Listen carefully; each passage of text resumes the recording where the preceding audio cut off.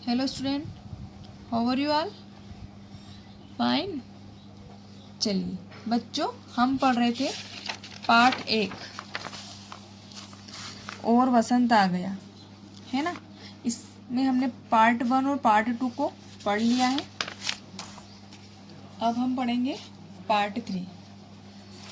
बच्चों, पिछले वीडियो में हमने यहाँ तक पढ़ लिया था कि जो राक्षस जो होता है वो बिल्कुल चेंज हो जाता है, उसका नेचर बिल्कुल चेंज हो जाता है। वो बच्चों के साथ बगीचे में खेलने लग जाता है और जो आसपास के लोग रहते हैं वो देखते हैं तो उनको भी लगता है कि वास्तव में जो राक्षस में है बदलाव आ गया है। आगे पढ़ते हैं। बहुत देर तक बच्चे बगीचे में खेलते रहे, उन्हें बड़ा मज़ा आया। शाम को जब बच्चे चलने को तैयार हुए तो राक्षस ने पूछा, तुम्हारा छोटा साथी कहाँ है जिसे मैंने अपनी गोद में उठाकर पेड़ पर चढ़ाया था? राक्षस उस बच्चे से बहुत प्यार करता था क्योंकि जीवन में पहली बार उसे किसी बच्चे ने गले लगाकर चूमा था।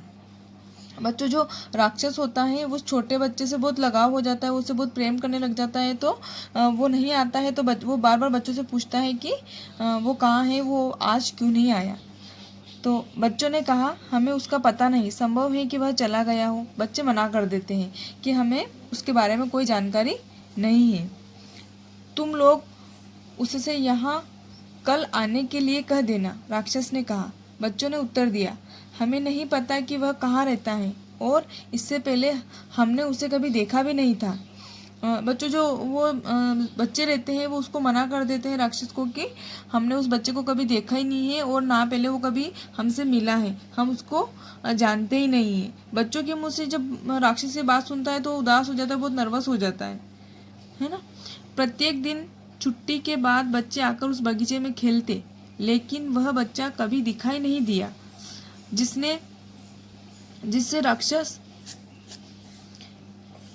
राक्षस प्यार करता था। राक्षस सभी बच्चों को प्यार करने लगा था, लेकिन वह अपने छोटे मित्र को देखने के लिए तरसता रहता था और हमेशा उसी की चर्चा किया करता था। बच्चों से उसके बारे में पूछता रहता था, लेकिन कभी किसी ने कोई संतोषजनक जवाब उत्तर नहीं दिया। तो क्या होता है कि बच्चे हर छुट्टी में रोज डेली जा जाके वहाँ पर खेलते थे, लेकिन जो छोटा बच्चा था वो कभी भी वहाँ पर नहीं आता था। तो वो जो राक्षस रहता था वो छोटे मित्र के लिए वो तरसता था, उसको अपना दोस्त मानता था और उसे हमेशा उसकी बातें किया करता था कि कहाँ रहता है, कब आएगा, कैसा, मतलब उसी के बारे में डेली बातचीत करता था। लेकिन कोई भी बच्चे उसको संतोषप्रद जवाब नहीं दे पाते थे क्योंकि कोई बच्चे उसके बारे में जानते ही नहीं थे कि वो बच्चा कहाँ से आया था और कहाँ रहता था। चलिए आगे पढ़ते हैं।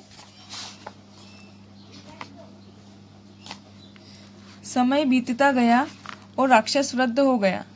अब उसमें बच्चों के साथ खेलने की शक्ति नहीं रह गई।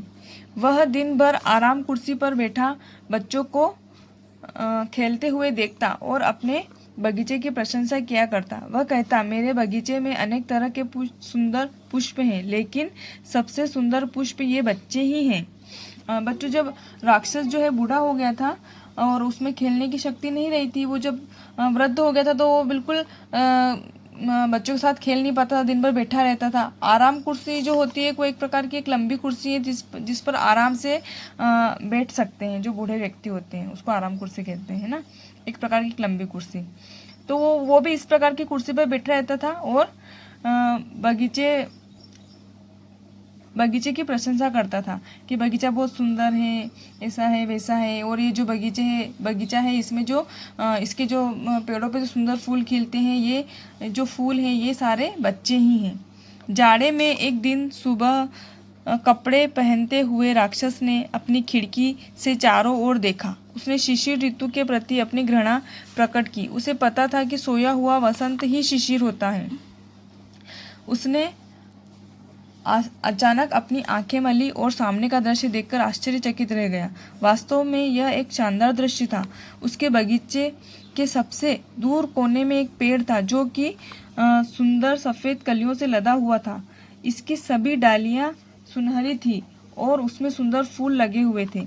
उसके नीचे वही छोटा लड़का खड़ा था जिसने कभी उसे प्यार किया था। वह आनंद विभोर हो गया और लगभग दौड़ता हुआ नीचे बगीचे में आ गया। बच्चे की हालत देखते ही उसका चेहरा क्रोध से लाल हो गया। वह बोला, यहाँ तुम्हें किसने बांधा?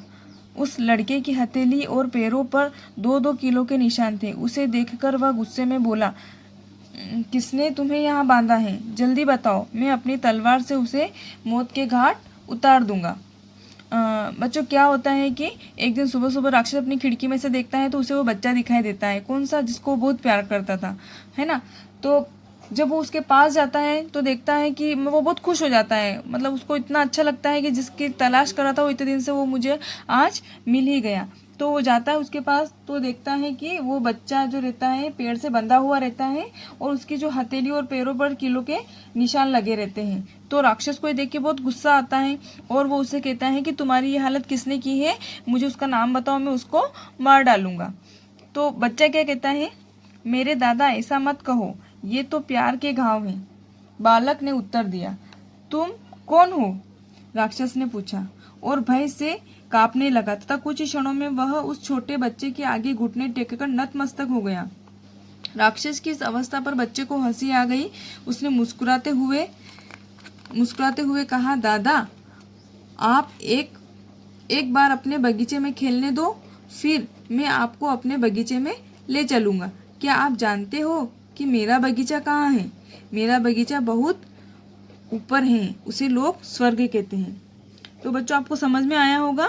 जो राक्षस को गुस्सा आता है तो वो कहता है कि तुम्हारी हालत किसने की है? मुझे बताओ, उसका नाम मैं उसको मार डालूंगा। तो क्या कहता है कि मेरे दादा ऐसा मत कहो, ये प्यार के घाव है। मतलब जो बालक रहता है वो इस प्रकार का जवाब देता है कि प्यार के घाव हैं। जब उसके हाथों में लगी रहती है तब भी वो इस प्रकार का जवाब देता है कि प्यार के घाव है। तो राक्षस को भी मतलब डर लगने लगता है कि आखिर में कौन है ऐसा बालक जो मुझसे ये कह रहा है कि ये तो प्यार के घाव है।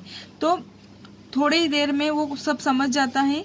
बच्चों, वो एक कुछ दिव्य शक्ति होती है जो ये सारी बातें उससे कहती हैं और जो राक्षस समझ जाता है उसको लगता है कि वास्तव में कोई दिव्य शक्ति है, क्योंकि उसकी बातों से अपन अंदाजा लगा सकते हैं कि राक्षस की अवस्था पर उसको हंसी आती है और मुस्कुराते हुए कहता है कि पहले मुझे खेलने दीजिए आपके बगीचे में, फिर मैं आपको अपने बगीचे में ले चलूंगा। मतलब उसका बगीचा किसकी बात कर रहा था? वो स्वर्ग की बात कर रहा था।